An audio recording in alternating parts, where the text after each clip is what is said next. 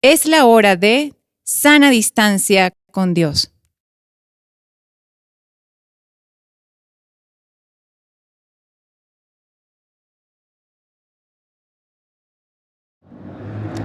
Buenas, ya es jueves, regresamos otra vez y damos gracias a Dios porque estamos aquí en sana distancia con Dios y hoy me acompaña la doctora Nira. ¿Cómo estás? Muy bien, gracias. ¿Y usted, pastor? Pues estoy no tan bien, hace 20 años estaba mejor, pero la verdad es que estamos muy contentos, ya el equipo descansó unas semanitas y ya regresamos otra vez a sana distancia con Dios y hoy vamos a tener una serie que va a hablar sobre las mujeres después de la resurrección. Creo que es un tema que puede sonar muy interesante y el día de hoy tenemos no equipo nuevo, pero tenemos equipo que ha estado complementando y va a ayudar a todos aquellos que están aquí. El trío Esperanza cambió un poquito. De veras, son nuevas noticias. Son nuevas noticias. Hoy ya regresa Juanito Santos ya está con nosotros en el bajo. El día de hoy el maestro José Manuel tuvo algunas cosas que hacer y estará Uriel en su lugar. Y Elliot estará también en el lugar de Mike, que ya saben, tuvo clases y no sé qué tantas cosas tuvo que hacer. Y ahora Elliot estará en las percusiones. Y bueno, el maestro Nahum obviamente en el piano dirigiendo. Y también estará con nosotros hoy agregándose al grupo de voces Rosa, que es una persona que asiste aquí a la iglesia. Y le damos la más cordial bienvenida junto con Keren, estarán dirigiendo la alabanza. Y en el equipo está el maestro Nahum, está Dani Peralta, Jaciel, Dani De Niro, Jepsi, Saraí, Mateus. Y también Andrea está con nosotros, todo el equipo que ustedes ya saben, Héctor detrás de nosotros, Saúl, Miguelito, todos los que están colaborando para que este sana distancia y todos los sana distancia salgan de la mejor manera. Así que si ya te la sabes, ¿para qué te la toma un poco de agua, súbele el volumen, únete a nosotros, no nos escroles como para que iniciamos sana distancia con Dios.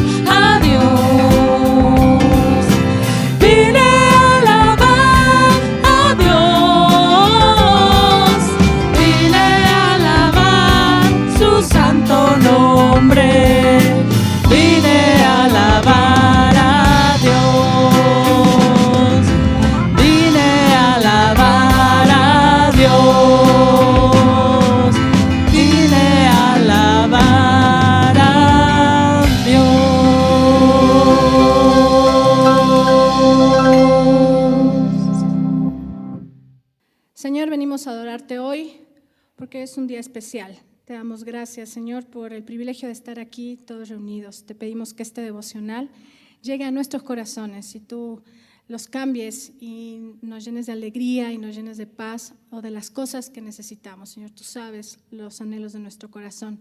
Te pedimos que nos uses y sea un hermoso devocional para todos. Esto te damos gracias en nombre de tu Hijo amado. Amén. La lectura bíblica la tenemos en Hechos capítulo 9 del versículo 36 al 43. Y dice así: había entonces en Jope una discípula llamada Tabita, que traducido quiere decir Dorcas. Esta abundaba en buenas obras y en limosnas que hacía. Y aconteció que en aquellos días se enfermó y murió. Después de lavada, la pusieron en una sala. Y como Lida estaba cerca de Jope, los discípulos, oyendo que Pedro estaba allí, le enviaron 2 hombres a rogarle: no tardes en venir a nosotros.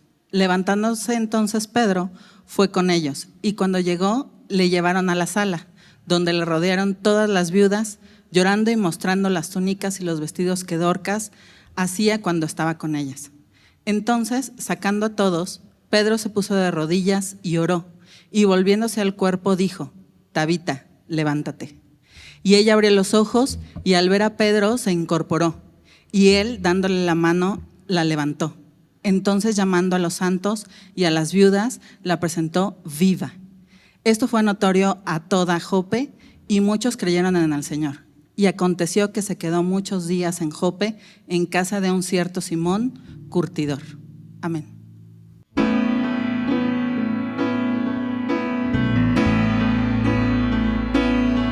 Hay una fuente en mí que está brotando,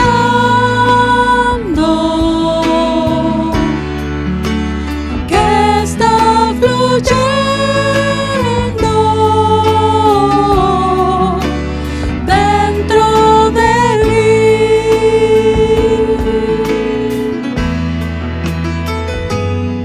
Hay una fuente en mí que está brotando, que está fluyendo dentro de mí. Es un río de alabanza y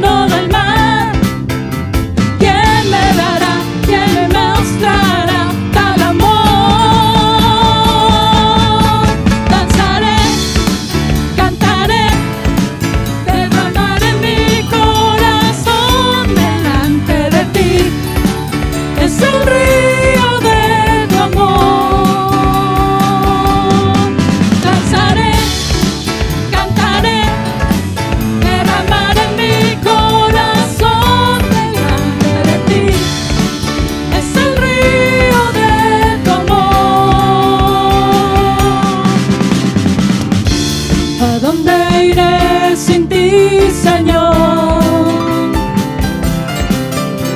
Si solo tú, Jesús, tienes palabras de vida.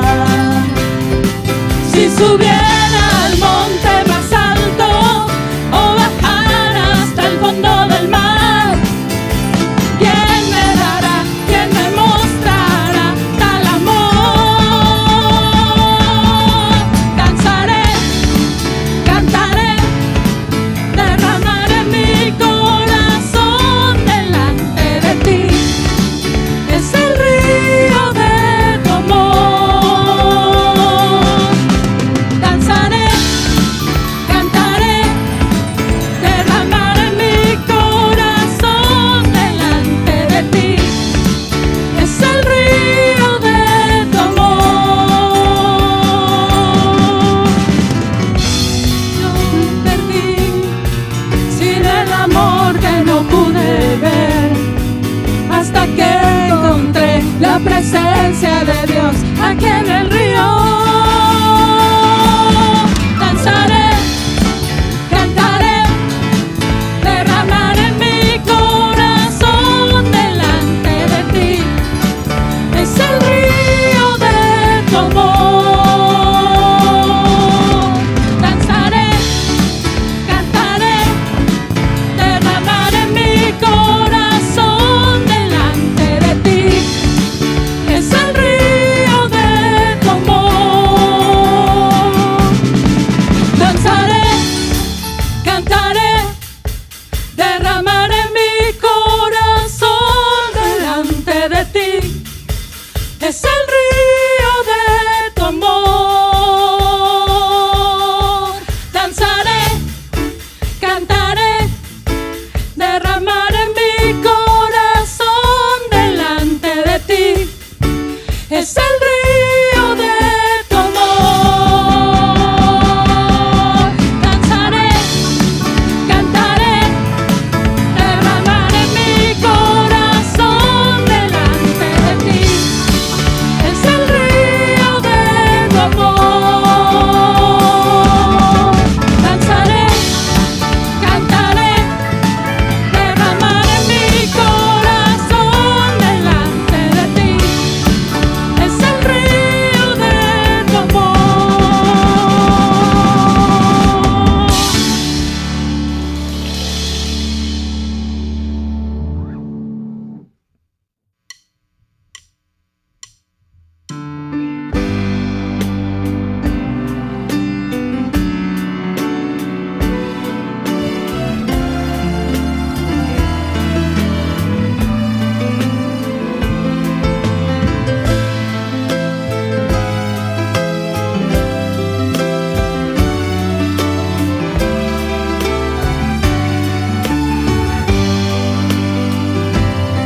Si los vientos te obedecen, si la mar por ti se calla, porque hay hombres que dicen que tú no vives. Si la tierra tú la riegas con la lluvia de los cielos, porque hay hombres que dudan tanto de ti. Es mi anhelo que las flores le dijeran a los hombres por cuál mano todas ellas fueron creadas. Desde luego entenderían que sin ti no existirían lo más bello que en el mundo puedan ver.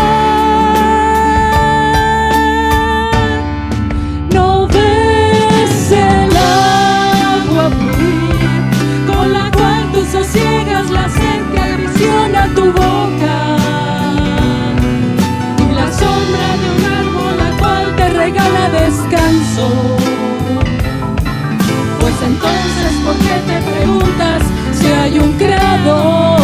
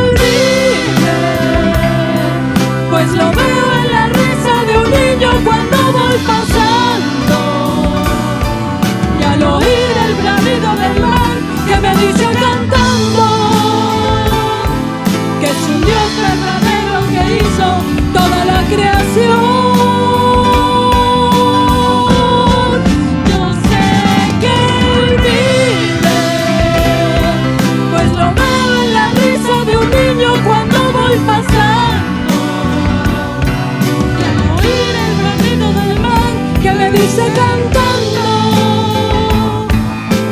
Dios verdadero que hizo toda la creación.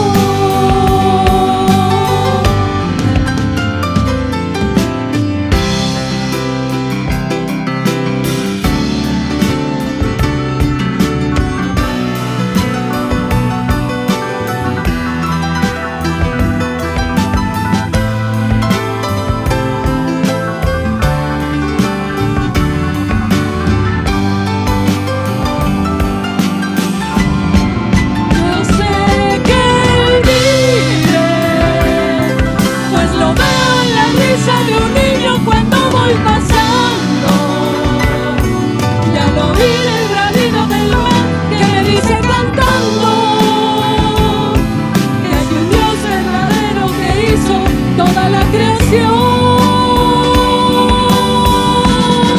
Yo sé que Él vive, pues lo veo en la risa de un niño cuando voy pasando, y al oír el bramido del mar que me dice cantando que es un Dios verdadero que hizo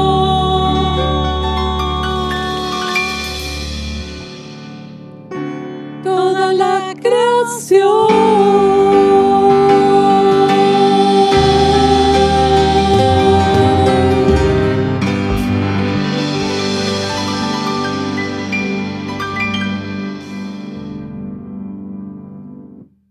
¡Él vive! No la cacharon aquí. ¡Él vive! ¡Él vive! Fíjense que acabamos de terminar este tiempo litúrgico maravilloso de Semana Santa y terminamos y culminamos con el Domingo de Resurrección, donde gritamos a todo pulmón que Él vive. Y la verdad es que escuchándolo hoy, cantando, alabando al Señor, es maravilloso recordar que Él vive. No solo lo tenemos que recordar el Domingo de Resurrección. De hecho, el hecho de que nos reunamos todos los domingos tiene que ver justo con recordar que Él resucitó el primer día de la semana, esto es, el domingo. Así que escuchar permanentemente que Él vive es uno de los, permítanme decirlo así, uno de los gritos de poder más importantes que tenemos como iglesia y que dan sentido prácticamente a todo. Yo no sé a ti, pero a mí esta época litúrgica que evidentemente es la más importante, el Domingo de Resurrección es ese domingo que es maravilloso, donde sí nos desmañanamos porque venimos un poquito más temprano, bueno, ni tan temprano. La verdad es que el culto aquí por lo menos fue a las 7 de la mañana y tú sales a veces a trabajar a las 7 de la mañana, por lo cual te levantas a las 5 si vas a hacer ejercicio o a las 6 de la mañana, así que no es tan temprano. Pero para los que nos levantamos a la 1 de la tarde normalmente, pues sí es muy temprano, a las 7 de la mañana. Yo he estado en iglesias donde el culto de resurrección es a las 4 de la mañana. Y tradicionalmente este culto de resurrección se celebra muy temprano y son las mujeres las que dirigen el culto. Yo sé, y no me empiecen a echar hate en este momento. Las mujeres deberían dirigir más, yo sé, pero voy a hablar del Domingo de Resurrección específicamente. El Domingo de Resurrección lo dirigen las mujeres y normalmente, tradicionalmente desde hace mucho tiempo, por lo menos desde que yo reconocí al Señor, ese día se viene de blanco o vestido de claro, recordando los mantos y las vestiduras blancas del Señor. Entonces es un culto bien bonito porque es en la mañana, porque dirigen las mujeres, porque predican las mujeres, porque todo lo dirigen las mujeres, porque recordamos que ese día las primeras que llegaron al sepulcro fueron las mujeres, ¿no? Fueron las mujeres. Se recuerda eso, que es tan importante. Pero en este momento vamos a iniciar una serie así muy rapidita, donde lo que pensé, Master, es vamos a ver qué pasó con las mujeres después de la resurrección. Porque si viene la resurrección, las mujeres son las primeras que van al sepulcro, porque recuerden ustedes, tenemos que recordar que no les había dado tiempo de preparar bien el cuerpo, no les había dado tiempo de hacer las cosas como las mujeres lo hacen, bien, perfectamente, en tiempo y forma. Y como no les había dado tiempo, el primer día, muy tempranito, salieron a ver que dice el evangelista Lucas que se fueron al sepulcro sin preguntarse quién iba a quitar la piedra. O sea, las hermanas salieron corriendo y porque tenían prisa de hacer lo que tenían que hacer, porque no les había dado tiempo, pero no se habían percatado que había una enorme piedra que cubría el sepulcro y no habían pensado quién les iba a quitar la piedra. Sin embargo, cuando llegan, resulta que la piedra está removida y el cuerpo del Señor no está. Y entonces ahí vamos descubriendo cómo las mujeres son aquellas que llevan el mensaje del Evangelio de que el Señor ha resucitado. Y entonces esto me parece fundamental. Ahora, el tema es, ¿qué pasó después? ¿Qué pasa después? Sí, ellas son las precursoras que van y reconocen que el Señor ha resucitado y anuncian que el Señor ha resucitado. Sobra decir que los apóstoles decían, no, estas hermanas sí les afectó la desmañanada. Seguro no es cierto, seguro no vieron bien, y no le creían, en parte porque eran las mujeres, pero en parte también porque era un mensaje totalmente increíble. Nadie lo podía creer. Pero bueno, finalmente descubren que lo que las mujeres dijeron fue verdad. El Señor no estaba, había resucitado y ya no sabemos la historia posterior. El Señor se aparece a los apóstoles, el Señor asciende y entonces el Evangelio los evangelios terminan con la ascensión del Señor y comienzan con esta era donde los apóstoles comienzan a predicar. El punto aquí es, ¿qué pasó con las mujeres? Y entonces descubrí una cosa, amados hermanos y hermanas. Descubrí que en el libro de los Hechos las mujeres no aparecen sino hasta el capítulo 9. Es decir, del capítulo 1 al capítulo 9 no aparece la mención de ninguna mujer sino hasta la final del capítulo 9. Y esto a mí me sorprendió. Yo nunca había como seguido esta historia, ¿no? Díganme loco, tuve una ocurrencia y dije, voy a ver qué pasó con las mujeres después de la resurrección. Y cuando empecé a leer dije, no pasó nada. Y pasaban las hojas y no pasó nada. Y entonces entré en conflicto, porque entonces dije, con razón la gente piensa lo que piensa, ¿no? Piensa lo que piensa, porque las mujeres no aparecen, parece que se vuelven invisibles. Y entonces los que tienen la visibilidad son los hombres. El liderazgo lo toma Pedro inicialmente, después aparece Saulo, y que posteriormente es Pablo, y toda la historia comienza a desarrollarse en términos del liderazgo varonil de los hombres. Y entonces la verdad es que empecé a entrar en conflicto porque dije, esto es muy extraño, muy, muy extraño. Y entonces llega el punto en el que en el capítulo 9 aparece una mujer enferma que muere. Y hasta ahí es donde aparecen las mujeres. Y entonces vamos a encontrar con que podría haber varias lecturas al respecto. Una primera lectura, evidentemente en esta época, sería esta lectura de decir, bueno, la Biblia es machista y la Biblia no permite que las mujeres sean visibles. Y entonces las invisibiliza y entonces desde ahí vemos cómo las cosas empiezan a funcionar de esta manera. Y entonces, por eso digo, puedo entender cómo pueden pensar algunas personas. Yo he insistido en este espacio muchas veces que la Biblia no es machista, que al contrario, lo que la Biblia enseña es cómo el Señor protege a todos sus hijos, pero hace leyes y hace reglas en el Antiguo Testamento para proteger a las mujeres. Pero de alguna manera, como no estamos inmersos en esa cultura, hay cosas que no nos checan, que no nos cuadran, y obviamente llegando a esta época pues hay cosas que menos nos cuadran. Y entonces empecé a revisar los textos y a pensar por qué razón, por qué causa no hay tantas mujeres al principio del libro de los Hechos.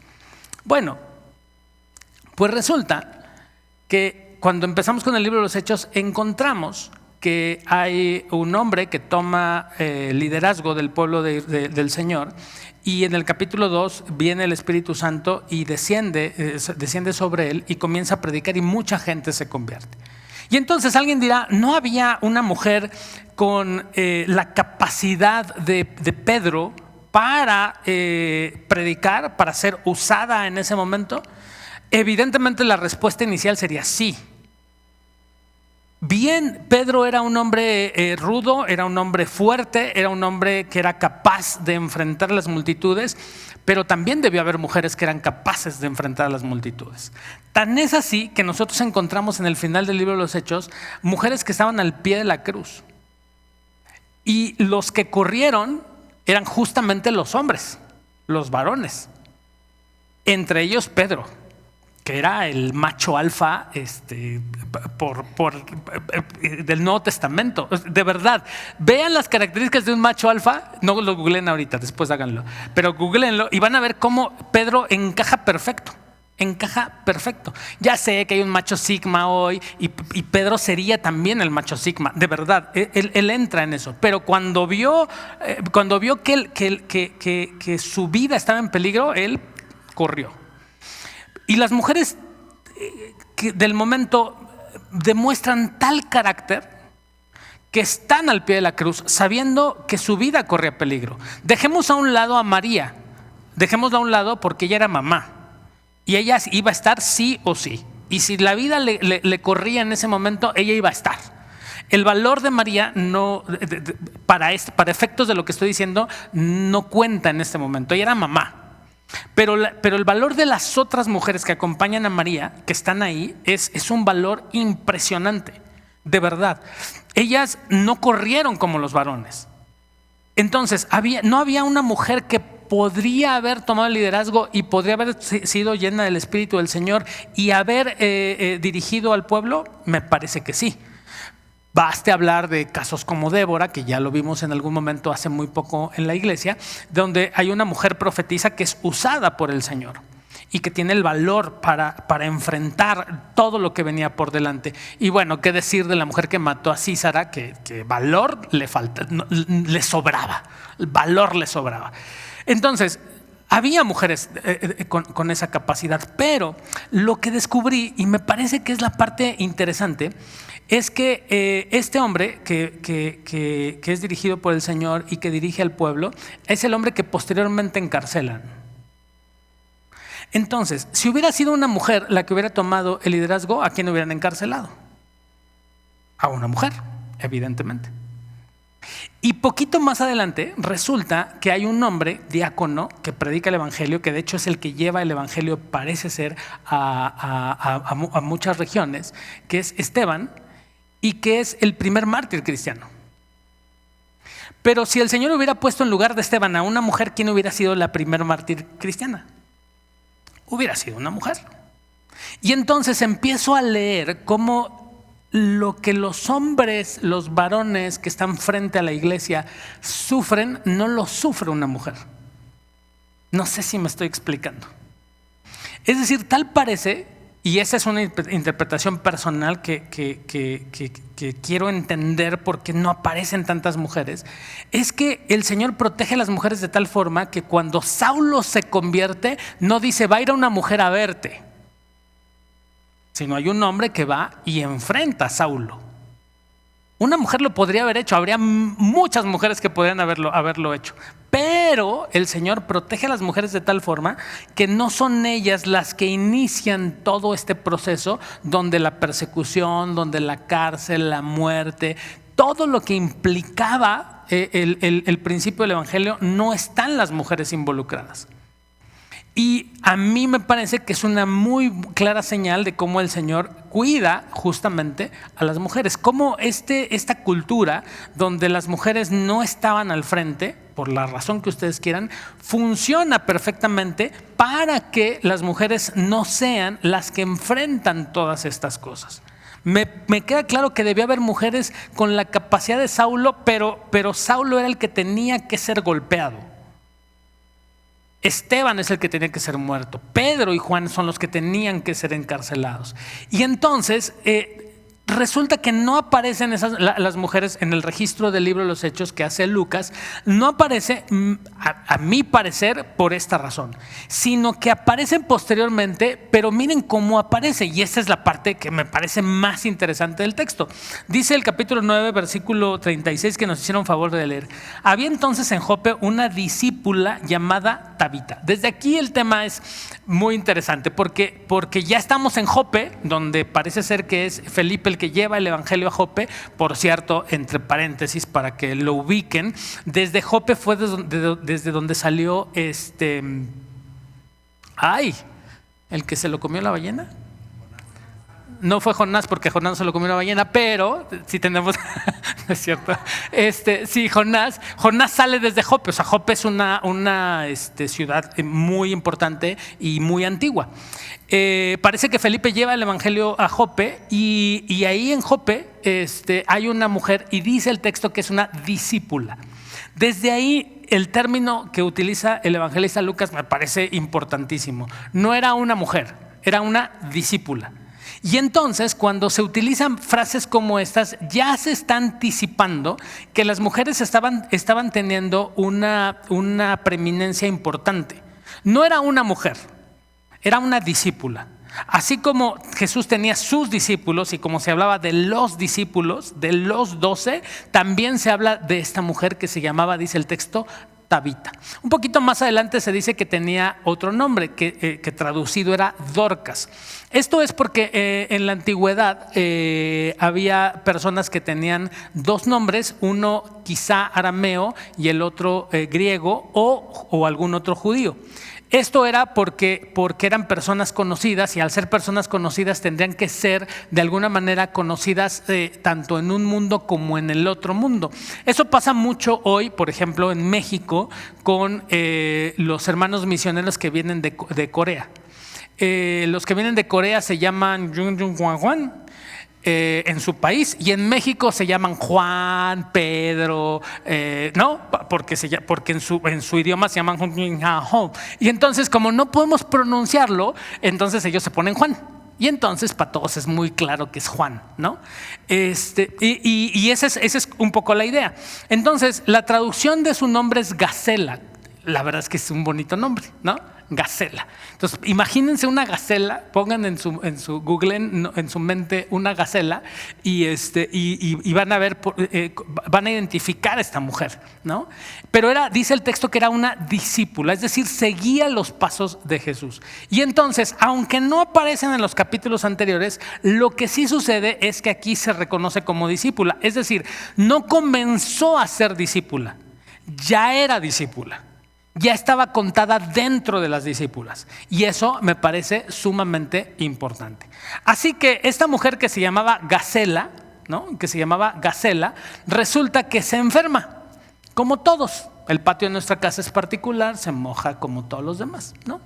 A veces llueve, a veces chispea y se moja. Y entonces, pero dice el texto que ésta abundaba en buenas obras y limosnas que hacía. Y esto es importantísimo porque resulta que si bien los varones eran los que estaban liderando la iglesia y predicaban el evangelio, ella, dice el texto, que abundaba en buenas obras y en limosnas que hacía. Es decir, esta mujer, como buena fémina, hace honor a su género y se fija en esas cosas que los hombres no nos fijamos. Ella abundaba en buenas obras y en limosnas. Prácticamente o literalmente lo que hacía era se preocupaba por los pobres. Mientras Pedro predicaba, ella se preocupaba por los pobres. Y entonces esto nos lleva al entendimiento de que el evangelio, en términos de crecimiento y de desarrollo del reino, no solo tiene que ver con la predicación, sino también tiene que ver con el amor al prójimo. Pero mientras Pedro estaba predicando, o mientras Pedro estaba en la cárcel, o mientras Pablo estaba predicando, ¿quién iba a hacer todas las cosas? Ya en Hechos capítulo 6 encontramos a los discípulos preocupados porque ellos no podían atender las mesas, necesitaban tener otras personas que atendieran a las mesas. Es decir, reconocieron desde el capítulo 6 que la obra del Señor era tan grande y era tan abundante que ellos no podían hacerlo solos, que necesitaban otras personas. Pero mientras los diáconos atendían a las mesas, ¿quién atendía a las viudas y quién atendía a los huérfanos y quién atendía a los necesitados? Aquí el ojo femenino es un ojo fundamental. Ustedes pregúntenle a una mujer cómo ve las cosas y la mujer lo ve completamente diferente a como lo vemos los hombres. En términos femeninos, los hombres somos simples. A mí me dicen, ¿cómo se ven las flores? Y yo digo, se ven muy bonitas. Y las mujeres dicen, no, porque no sé qué. Hace 8 días estaban así y así. Y yo digo, no me acuerdo. No me acuerdo cómo eran hace 8 días. ¿no? No me acuerdo, bueno, debo ser absolutamente honesto, no me acuerdo ni cómo me vestí hace 8 días. Pero las mujeres tienen un ojo completamente diferente. Y esta mujer tenía un ojo tan diferente que veía a los pobres, veía a los más necesitados. Y el texto dice que abundaba en buenas obras. Es decir, no solo hacía una buena obra, sino abundaba en buenas obras. Mientras otros estaban haciendo otra cosa, después de la resurrección, las mujeres comenzaron a dedicarse a esas cosas y a esos detalles que se convierten en los detalles más importantes. Porque si bien el evangelio es importante, Santiago dice, tienes que predicarles el evangelio, sí, pero no solamente les tienes que decir, vete que te vaya muy bien y come rico, cuando sabes que no tiene que comer. Y entonces es ahí donde esa sensibilidad femenina surge, y surge en esta mujer que se llama Gacela, surge para darse cuenta que hay personas más necesitadas que nosotros. Yo procuro hablar de los más necesitados, porque cuando hablas de los necesitados, ¿quiénes son los necesitados? Pues yo, ¿no? Como primer necesitado. Entonces, más bien tenemos que pensar en los más necesitados. Porque necesitados siempre hay, pero siempre hay más necesitados.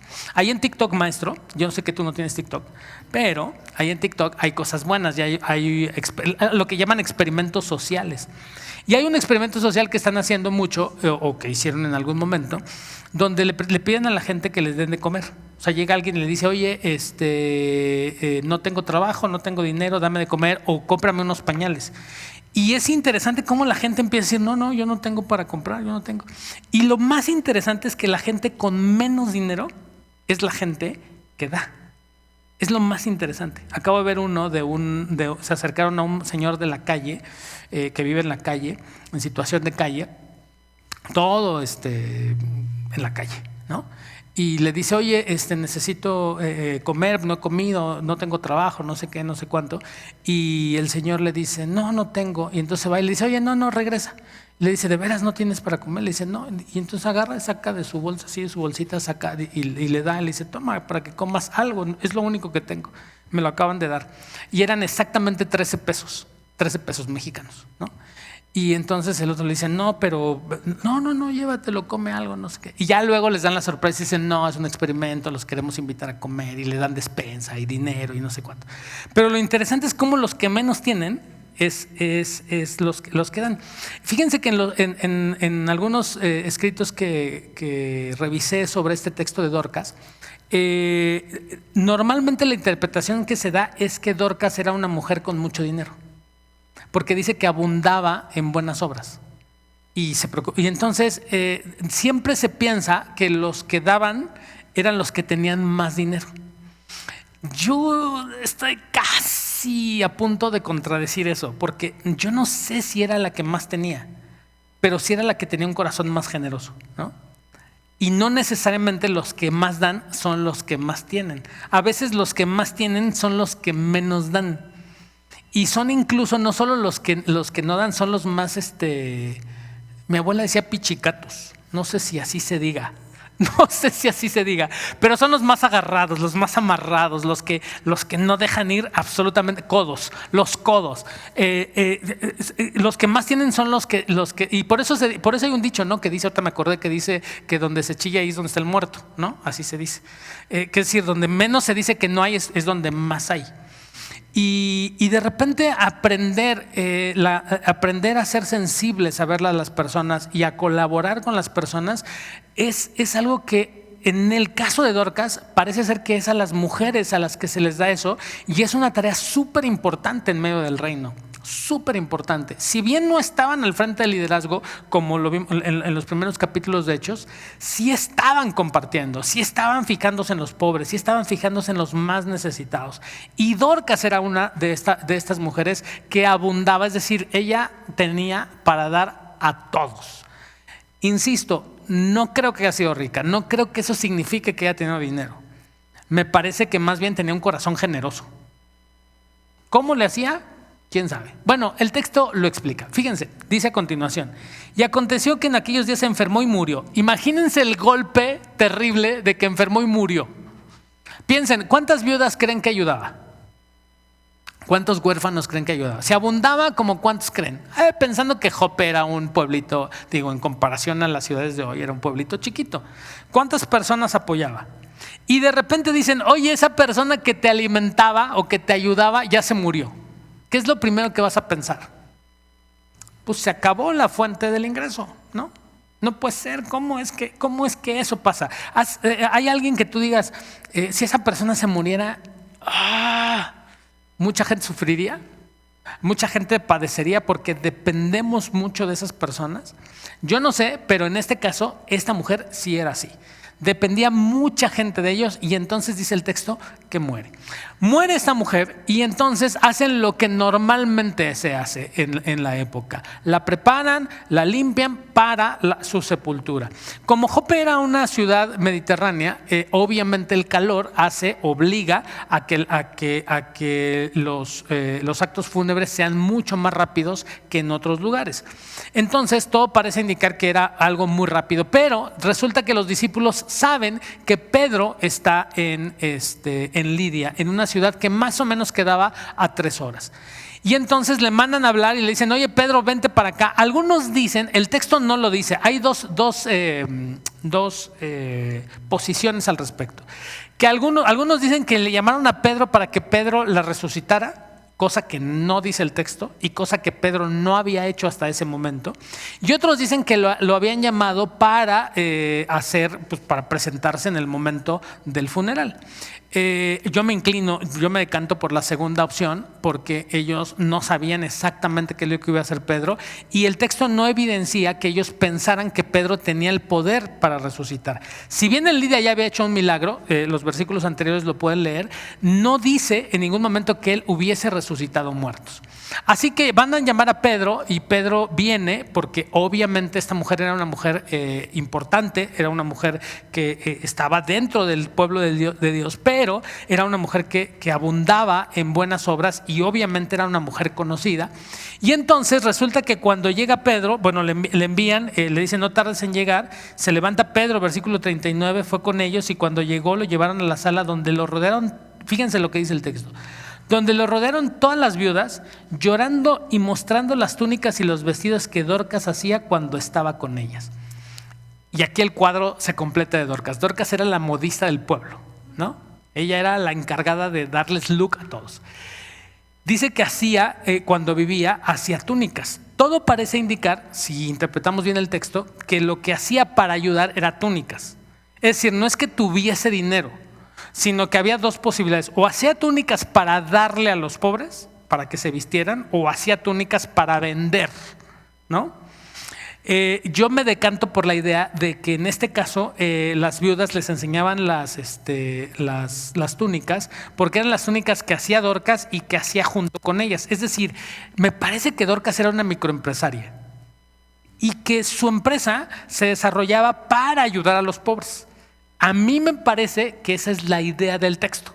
Y entonces cuando muere llega Pedro y las viudas y los que eran ayudados por Dorcas evidentemente están llorando y dicen, mira, esto es lo que hacíamos, ¿no? Esto es lo que hacíamos con ella, ya sea para dar o para vender. Pero el chiste era que esto que hacían junto con ella lo hacían para dar a los pobres, para dar a los necesitados.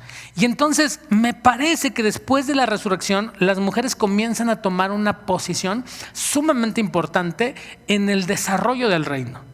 Si bien no en el liderazgo, por lo que ya comenté hace un rato, sí en el desarrollo del reino del Señor. No era Pablo el que hacía las túnicas, no era Pedro el que hacía las túnicas, no eran ellos los que daban a los pobres, eran estas mujeres, en este caso específicamente Dorcas. Y esto empañó y puso en luto absolutamente a todos, porque Dorcas no solo era querida, sino además era alguien que era útil al reino, absolutamente útil. Si bien daba, si bien ayudaba, si bien enseñaba, si bien vendía, si bien lo que hacía, todo era para dar a los más necesitados. Una área del reino que nosotros no encontramos en todos los demás apóstoles y en todos los demás discípulos. Y eso me parece sumamente relevante. Si bien el Evangelio y el libro de los Hechos lo que intenta es hablar de cómo la palabra se extendió, cuando la palabra se extiende, el pueblo va creciendo, va desarrollando y el pueblo va teniendo necesidades. Hace algunos años, no recuerdo, a ver si ustedes recuerdan, murió una hermana aquí que era la que ordenaba las partituras del maestro Nahum. Guille era una mujer que si ustedes vienen a la iglesia y preguntan por Guille, todo el mundo la amábamos, todo el mundo la amábamos. Porque era la que hacía esas cosas en secreto, y yo no sabía algunas cosas, muchas cosas no las sabía. Y entonces murió, y mi hija la menor, Sarita, cuando murió, ¿hace cuánto murió Guille? ¿6 años? 7 años. 7 años. Así que cuando murió Guille, más o menos, mi hija tenía 6 años, ¿no? Más o menos, 6 años. Estaba chiquita. Y entonces cuando no sé si le dije, no sé si se enteró, no sé qué pasó. Y entonces Sarita me dijo, ¿y ahora quién me va a dar dulces? Y yo dije, te daba dulces. Me dice, todos los días que me veía, me daba dulces. ¿Y ahora quién me va a dar dulces? Y entonces yo dije, caray. Y entonces en el funeral no faltó quien daba testimonio. Decía, yo era la consentida de Guille.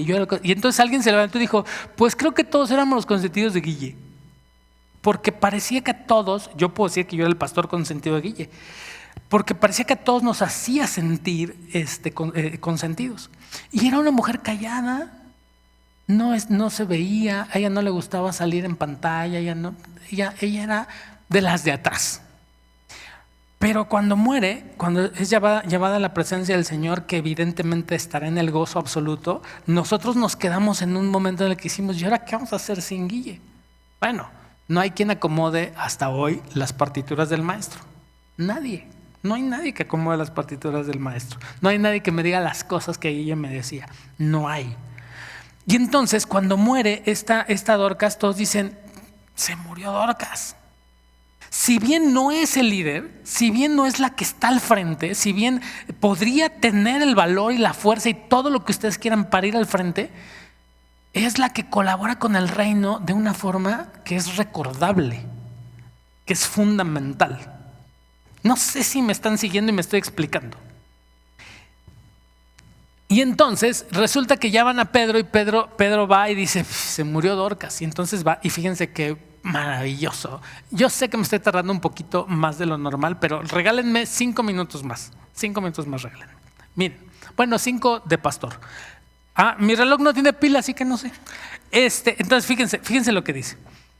Y entonces, sacando a todos, Pedro se puso de rodillas y oró. Tal parece que Pedro no sabía qué hacer y hace exactamente lo que hace Jesús en el caso de Jairo y su hija. Es exactamente lo mismo. Podemos tener otros ejemplos en el Antiguo Testamento de Elías y de cómo oraron y cómo sanaron personas, pero Pedro va a la segura. Él dice, yo hago lo que mi Señor hizo, ¿no? Saca a todos, igual que en el caso de Jairo, saca a todos y entonces ora. Pero aquí hay una diferencia importante. Pedro no toca a la muerta. No sé si le daba miedito o todavía traía eso de que no se podía tocar y no se podían hacer ciertas cosas. Yo, igual que Pedro, no hubiera tocado al muerto, se los prometo. Y entonces él dice el texto que se arrodilla y ora. Y entonces dice, y volviéndose al cuerpo dijo, Tabita, levántate. Y esto es tan bonito, tan bonito, porque recuerda exactamente casi las mismas palabras de Jesús. Talita cumi. ¿Se acuerdan que Jairo le dice, Señor, mi bebé, mi Talita, está muy enferma? Ve. Y entonces le dicen, no, ya se murió. Y él dice, shh, solo cree. Va y dice, Talita, es decir, bebé, pequeña, nena, niña, bebecita, levántate. Y aquí parece, y aquí sí coincido con algunos autores, que a mí se me hace que Pedro dijo exactamente las mismas palabras de Jesús en arameo. Pero en lugar de decir Talita, dijo Tabita. O sea, en lugar de decir bebé, dijo Gacela, levántate. En lugar de decir Talita cumi, dijo Tabita cumi. Solamente la diferencia es de una palabra, pero es tan bonito porque Pedro dice es casi exactamente lo mismo que Jesús. Pedro va a la segura. Si tú algún día quieres ir a la segura, ora como Jesús. Así, tal cual. O sea, no me quiero equivocar. Entonces, si no te quieres equivocar, dilo exactamente como Jesús o hazlo exactamente como Jesús y no te vas a equivocar. Pedro hace lo mismo y casi dice lo mismo. Perdón que me detenga en ese detalle, pero es un detalle que a mí se me hace tan bonito, porque yo en algún momento dije que mi hija iba a escuchar las palabras Talita Cumi, ¿no? Y efectivamente las escuchó y el Señor la levantó. Y aquí prácticamente dice Tabita Cumi o Talita Cumi, me parece que lo dijo en arameo. Y entonces dice el texto que le dijo levántate, y ella abrió los ojos y al ver a Pedro se incorporó. Bien diferente a como pasó con la hija de Jairo. A la hija de Jairo Jesús la incorpora. Aquí la mujer se levanta, abre los ojos, lo primero que ves a Pedro, yo no sé si Pedro era bonito, pero haber dicho así como abrir los ojos y ver a Pedro debió haber sido maravilloso, porque ya estaba muerta y resucita. Ya la habían lavado, ya la habían limpiado, ya estaba preparada para el sepulcro, y entonces se levanta, y cuando se levanta dice el versículo 41, y él, Pedro, dándole la mano la levantó, y entonces llamando a los santos y a las viudas la presentó viva. Imaginen ustedes la imagen. No es el líder imponente, importante, pero es la que ayuda a los pobres, la que da de comer a las viudas, la que hace ropa, la que vende ropa para que todos los demás coman. Y de repente se muere esa esperanza que algunos tenían, pero de repente se la regresa y dicen, no se murió, aquí está. Imaginen ustedes la fiesta. Imaginen la fiesta. No hay un ejemplo anterior a este capítulo 9 donde un discípulo, un hombre, un varón haya experimentado una cosa así y la gente se hubiera alegrado. Solamente pasa con esta mujer. Y si esto no es evidencia de que la Biblia ama a las mujeres y que la Biblia pone a las mujeres en honra y en el lugar que tienen que estar, entonces ya me doy por vencido, me rindo. O sea, si siguen diciendo y siguen pensando que la Biblia es misógina y no sé qué tanto, si siguen pensando, ya me rindo, yo ya no tengo más explicaciones. Este es un texto donde se pone en relieve que hay una mujer que está haciendo una obra importantísima en medio del reino, que está haciendo una obra importantísima en medio de la gente, y que cuando muere el Señor tiene misericordia de toda esa gente y se las regresa. Es decir, el evangelio en ese momento no podía tener sentido sin Tabita. No podía tener sentido. Yo sé que me voy a ir mal, pero Esteban tenía que ser sacrificado. Pedro tenía que ir a la cárcel, pero Tabita tenía que vivir. Tabita tenía que caminar, Tabita tenía que moverse porque había un montón de gente que dependía de ella. Y el Señor tiene misericordia de esa gente y deja a Tabita, no sabemos cuánto más, pero la deja porque ella tenía que hacer una labor. Entonces, si hoy nosotros no entendemos eso, entonces, si eres mujer, no estás entendiendo cuál es tu posición dentro de la iglesia. Yo creo que las mujeres tienen la capacidad para ser líderes. Yo creo que tienen la capacidad para enfrentar un montón de cosas. Yo creo, de repente cuando llegan mujeres con esas capacidades y se ponen a la orden, híjole, yo tiemblo, porque yo sé que va a pasar, yo sé que va a suceder. Pero si las mujeres no son capaces de ver esa posición que el Señor les ha dado y tener la sensibilidad para hacer lo que pueden hacer, entonces no han descubierto hasta dónde puede llegar la obra en las manos de una mujer. Y si como hombres no somos capaces de visualizar eso y de entender eso, entonces no vamos a ser capaces de tener junto a nosotros mujeres que sean las que nos impulsen y las que trabajen impulsándonos y ayudándonos a hacer todo lo que en ocasiones nosotros no vemos. Entiéndanlo, hermanas, a veces los hombres no hacemos cosas porque no vemos, no lo entendemos. Ustedes ven que está sucio ahí y nosotros ni cuenta nos hemos dado. Ustedes ven telarañas y nosotros ni siquiera hemos visto telarañas. Ustedes ven que hay alguien que necesita apoyo y nosotros no lo vemos. Necesitamos de todos y de todas para poder ver esas cosas que están ahí y que tienen que ser vistas para que el reino pueda crecer, para que el evangelio pueda avanzar. En este caso había una mujer que era la que se encargaba de todo eso, mientras los hombres hacían un montón de otras cosas y enfrentaban todo lo que enfrentaban, porque el Señor así lo determinó. Ellas hacían todo, absolutamente todo lo demás. ¿Quién acompañaba a Pablo? ¿Quién acompañaba a Pedro? ¿Quién les daba de comer a los discípulos? ¿Quién les decía, oye, como que tu túnica ya está media feita, hay que cambiarla, ¿no? ¿Quién les decía? Digo, maestro, nosotros no nos damos cuenta, ¿no? No nos damos cuenta que la túnica ya de colores ya está media, ¿cómo se llama? Media desteñida, ¿no? Que el sol ya hizo lo suyo. Y son las mujeres, y no son, y por favor, hermanas y hermanos, no son cosas menores. No lo minimicen, no crean que son cosas menores, son cosas sumamente importantes. Atender a las viudas, atender a los pobres, atender a los más necesitados, fijarse en ellos es una de las cosas más importantes. Termino con esto. Hace 8 o 15 días, no recuerdo, salí del culto de las 9 y yo salí normal y yo vi a una persona ahí, me seguí. Y ya después alguien me dijo, pues era una persona en la calle que quería entrar y no sé qué, y no sé cuánto. Y yo dije, o sea, yo no me acerqué. Quiero anticipar, no soy malo, Digo, soy pecador, pero no tan malo. Pero no se me ocurrió. De verdad no se me ocurrió. Y entonces hay una mujer que se le ocurre y que va y que hace la chamba, ¿no? Que hace la chamba. Y yo dije, es algo que yo tendría que haber hecho. Pero no tengo la sensibilidad. Y hay una mujer que lo hace porque tiene la sensibilidad. Creo que el Señor ha puesto hombres y mujeres con las sensibilidades, con las características, con todo lo que nos ha dado a cada uno de los géneros para poder llevar adelante el evangelio, para poder llevar adelante el reino. Y de repente nos peleamos por ver quién es primero, por quién va adelante, ¿no? Nos peleamos por a ver, claro que puedo, claro que puedes, por supuesto que puedes. Y tan puedes que el único tema es que eres tú quien te detiene. Tú eres el que te detiene, tú eres la que te detiene para hacer eso que el Señor ha puesto en tus manos. Esta Tabita no era alguien que se detenía porque Pedro no la había visto, porque Pablo no la había dicho, porque no, ella hacía su trabajo. Ella cumplía con el Señor, con todo lo que con todo lo que significaba ser discípula del Señor.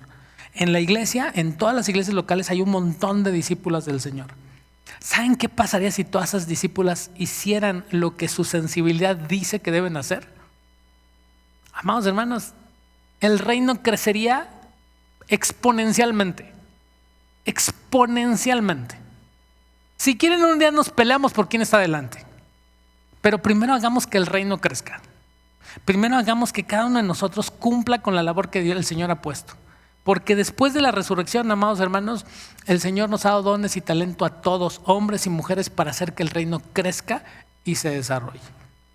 Este es un ejemplo que me parece clarísimo de cómo las mujeres después de la resurrección tomaron un papel fundamental. Si no en el liderazgo de la iglesia del primer siglo, sí en el desarrollo y en el crecimiento del reino de los cielos. Dios quiera que esto pueda llevarnos a entender cuál es nuestra posición y a colaborar y a trabajar, no para la iglesia, no para una persona, sino para el reino del Señor. Si no tienes dinero, no te preocupes. No se trata de tener dinero, se trata de tener un corazón generoso y un corazón sincero delante del Señor.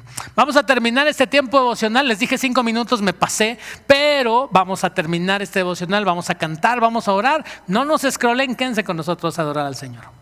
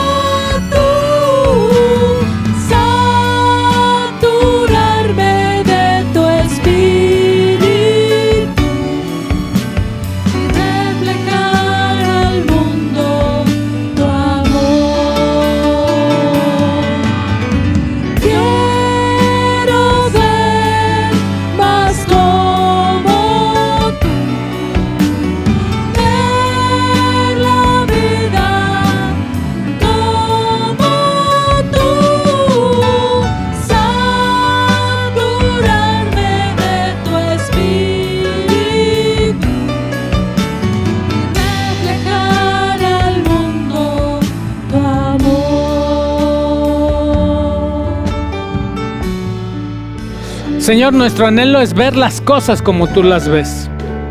Como sociedad, como país, como pueblo, estamos muy influenciados por estas formas de ver la vida, por estas formas de ver las cosas a nuestro alrededor. Nuestros hijos están siendo también influidos por todas estas visiones y en ocasiones nosotros no somos capaces de ver la vida como tú la ves. Por eso en medio de todo esto que vivimos, en medio de todo lo que hay y las formas de ver la vida, queremos rogarte que tú nos enseñes a ver la vida como tú lo ves. Y nos enseñes a ver cómo hombres y mujeres salvados por ti, restaurados por ti, somos útiles en tu reino. Cómo delante de ti no hay hombre ni mujer, no hay esclavo ni libre, sino delante de ti hay seres humanos rescatados por ti con la sangre preciosa de Jesús. Hombres y mujeres usados por ti, llenos de tu espíritu para hacer la obra que tú has puesto en nuestras manos. Por eso te ruego en el nombre de Jesús que nos enseñes a ver la vida como tú la ves. Que nuestros hijos y nuestras hijas puedan ver la vida como tú la ves. Y que no sea, Señor, nuestra idea, nuestras costumbres, nuestras nuevas ideas las que nos enseñen a ver la vida como tú la ves. Te ruego en el nombre de Jesús que en medio de tu pueblo no sea otra influencia mayor que la de tu espíritu la que nos muestre cómo es la vida como tú la ves. Y que podamos ser como Dorcas, discípulos y discípulas que te sigan a ti, que sigan tus pasos, que hagan tu voluntad. Y que con la sensibilidad que nos has dado, con los dones diferentes que nos has dado, podamos hacer frente a todo el reino y a todos los desafíos que el reino nos presenta. Porque si bien hay cosas importantes que hacer en la iglesia, porque si bien la predicación es importante, hay muchas otras cosas muy importantes que hacer. Y esta mujer, Señor, nos pone el ejemplo de atender a las viudas, a los huérfanos, a los que más lo necesitan. Te rogamos, Señor, que nos des esa sensibilidad y que a todas las personas que has puesto el don dentro de tu iglesia nos ayuden para poderlo hacer cada vez mejor y poder cubrir todas esas cosas que tú quieres que hagamos, que son parte del reino y que son parte de cómo ves tú la vida. Ayúdanos, Señor, a verla así como tú la ves. Y que lejos de géneros, lejos de cualquier otra visión para nosotros, seamos hombres y mujeres que te amamos, que te servimos y que hacemos tu voluntad. Danos, Señor, la capacidad, danos la sabiduría de poder enseñar a nuestros hijos de esa manera. Poderles enseñar a ver, Señor, a las personas, a los más necesitados. Poder ser compartidos, poder ser hombres y mujeres que puedan ver por aquellos que más lo necesitan. Señor, ayúdanos a ser más como tú. Y permite, Señor, que como decía nuestro Señor y Salvador, así como en el cielo, así también, Señor, aquí en la tierra tu voluntad pueda ser hecha. Y así estamos, Señor, como pueblo tuyo, dispuestos a hacer esa, la que es tu voluntad por encima de todas las cosas. Te suplico, Señor, por aquellos que hoy están en la calle, por aquellos que hoy, Señor, están deambulando, por aquellos que son huérfanos, por aquellos que son viudas. Señor, te ruego que puedan encontrar una iglesia, un pueblo tuyo dispuesto para ser, Señor, su soporte, su socorro, para ser aquellos, Señor, que les den el alimento, para ser esa imagen de Dios que no tienen, que no conocen. Te suplico, Padre, en el nombre de Jesús, que nos ayudes y que los ayudes a ellos. Que hoy, Señor, puedan tener pan que llevarse a su boca, que puedan tener una cobija que pueda cobijar su cuerpo, que puedan tener, Señor, zapatos que puedan calzar sus pies, de tal forma, Señor, que ya no haya nadie en este mundo que no recuerde que tú, Señor, aún a los pájaros les das de alimento, aún, Señor, a los pájaros y a los más necesitados y a los más débiles les das dónde recostarse y dónde estar guarecidos. Ten misericordia de ellos, pero también ten misericordia de nosotros, de aquellos que decimos que te amamos y no nos fijamos en aquellos que más lo necesitan, de aquellos que decimos que te amamos y hablamos de aquellos que están junto a nosotros, que criticamos, que solamente servimos, Señor, para ser piedra de tropiezo. Ten misericordia de nosotros y sosténnos, ayúdanos. Permite, Señor, que como pueblo tuyo podamos seguir caminando para hacer crecer tu evangelio. Y que nosotros, Señor, te suplico, te ruego en el nombre de Jesús, que nosotros ya no existan más divisiones ni más pleitos por quién es mejor o quién es mayor. Que para nosotros solamente tú seas el mayor y seas el único en nuestra vida. Y podamos caminar, Señor, haciendo que tu pueblo, que todos nosotros caminemos en unidad, en armonía, que caminemos con un propósito único y específico: anunciar que Jesucristo es el Señor y llevar tu nombre a toda la tierra. Danos, Señor, la posibilidad de hacerlo solamente para tu gloria y para tu honra. Gracias por la oportunidad de estar juntos a pesar de la distancia. Gracias, Señor, por mi hermano y mi hermana que están del otro lado. Gracias por eso. Te ruego, Señor, que los sostengas y los ayudes, y que a todos nosotros, Señor, nos muevas nuestro corazón para hacer tu voluntad en medio de este mundo en el cual tú nos tienes hoy. En el nombre de Jesús, estamos en tus manos. Amén.